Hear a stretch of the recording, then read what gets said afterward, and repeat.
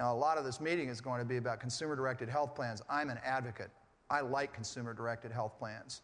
I think the problem we've had is that there's a lot of moving parts, and we haven't been able adequately to explain to the benefits community, let alone to our workers, why these make so much sense.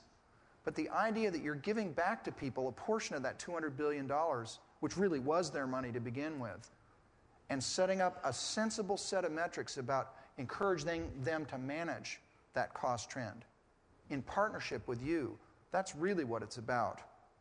Now, my friend J.D. Kleinke has this great graphic that basically says that what the consumer-directed plan is really about is disaggregating the two things that we've sort of lumped together in the health benefit.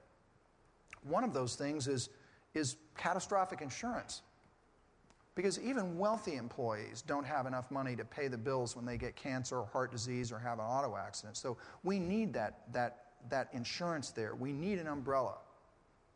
We also need to share risk with people in a more sensible way for the cost of the services that they provide together. But what I think the consumer-directed plan does, and there's a lot of moving parts here that conceal what's really going on, is that it disaggregates that catastrophic umbrella from the open-ended service benefit that has also become a part of the health benefit, where the real game is, can you get what it is that you're selling a remedy for defined as an illness?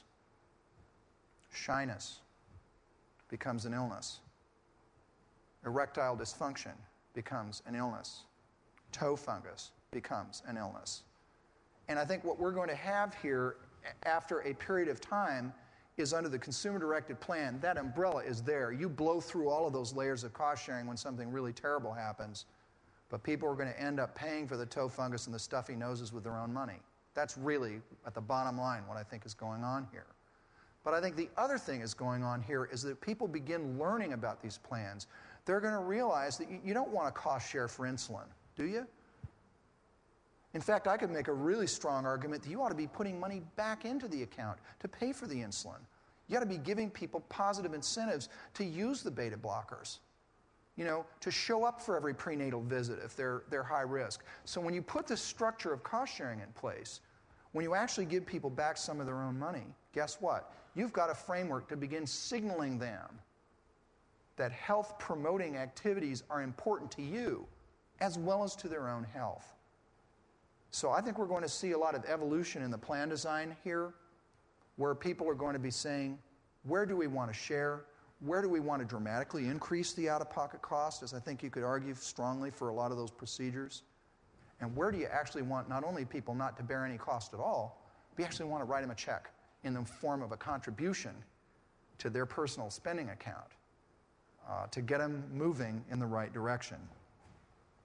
Now, there's a lot of political opposition to this idea, not only from the single-payer types, but from some of the traditionalists in the health benefits world. My friend George Halverson at Kaiser uses this slide, and he basically says, hey, if all you're doing with the consumer-directed plan is giving spending accounts to the 40% of your workers that aren't going to use health care in a year, or giving them an opportunity to select a consumer-directed account, you're not helping at all.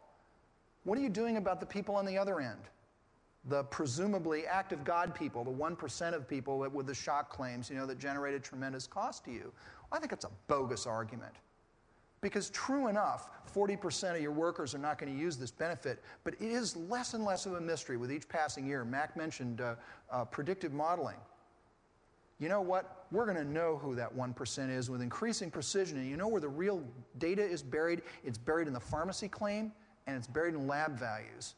And if we can get our hand on those two data sets, we're going to be able to identify the people that are at risk of a $100,000 claim and being gone from work for a month or two, and we're going to be able to engage them and do something. Because the consumer-directed plan has created an opportunity for us to have a conversation with all of our employees, not just the healthy ones, about the contribution that their own behavior and personal choices makes to their costs and therefore to the amount of money that goes into the paycheck. So, what I think we're trying to do with CDHP is we're not giving someone something for free that isn't going to need it in the first place.